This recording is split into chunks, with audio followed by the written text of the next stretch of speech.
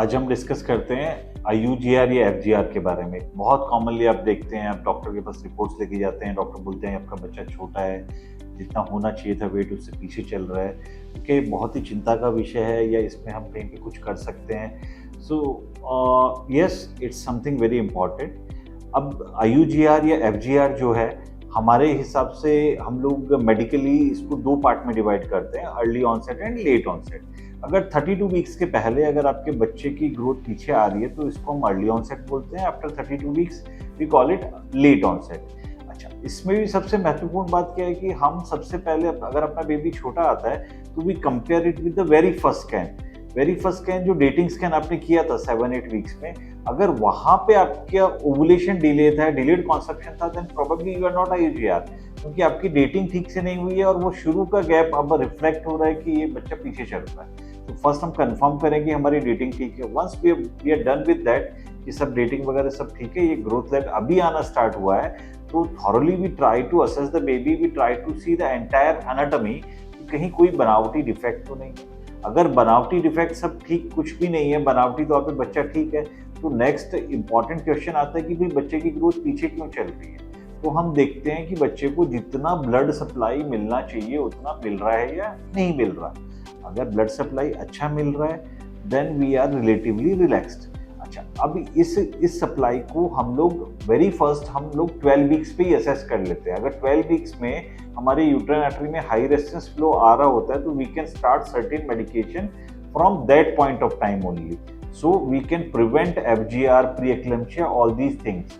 और साथ में there are certain blood markers, जैसे कि डबल मार्कर के साथ में या NIPT के साथ में हम PLGF और पेपी वगैरह चेक करके हम ये भी एश्योर कर सकते हैं कि हमारे इस प्रेगनेंसी में हमारे यहाँ प्री-एक्लेम्पशिया होने की चांसेस कितने हैं। तो अगर ये सब ठीक है, ब्लड सप्लाई अच्छी है और सिर्फ ग्रोथ लेग चल रहा है, तो then we need to monitor frequently.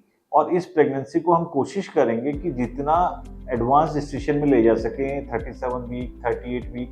अब अगर कहीं पे बीच में ब्लड सप्लाई हमको लगता है कि कॉम्प्रोमाइज हो रही है, तो our milestones will be like first we try to cross 30 weeks, then 32, then 34, then 35, then 37 and 38. So every single day increases the survival chances for the baby. It reduces the morbidity for the baby by 2% every single day in the womb prior to 37 weeks. तो हमारी कोशिश यही रहती है कि हम उसको जितना एडवांस जेस्टेशन में ले जा सकें। और we remain in we work in a team. हम ऑब्स्टेट्रिशियन, फीटल मेडिसिन, न्यूनेटोलॉजिस्ट सबको एक पेज पे रखते हुए, सबको एक लूप में रखते हुए आगे काम करते हैं, ताकि बच्चे की डिलीवरी एक अच्छी जगह की जा सके जहाँ पे न्यूनेटोलॉजिस्ट भी अवेलेबल हो।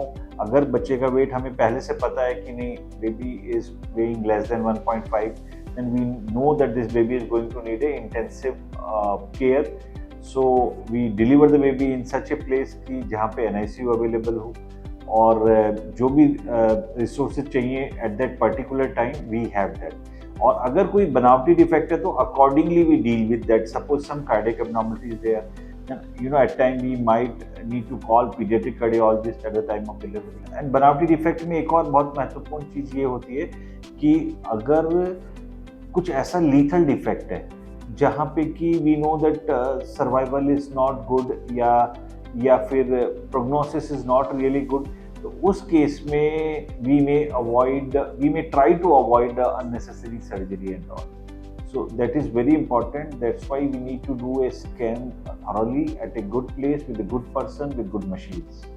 So अगर आपके बेबी को कहीं पे भी लग रहा है कि FGR है, you want a second opinion or you want a confirmation or you want कि how to proceed, we are always there to help you at ASMI Fetal Medicine Clinics. कोई भी आपके स्कैन्स आप please carry them and we can scan again and we can give you assurance that how long we can pull it, as well as we can keep your obstetrician in the loop, your neonatologist in the loop, so that we can have a safe outcome. Thank you.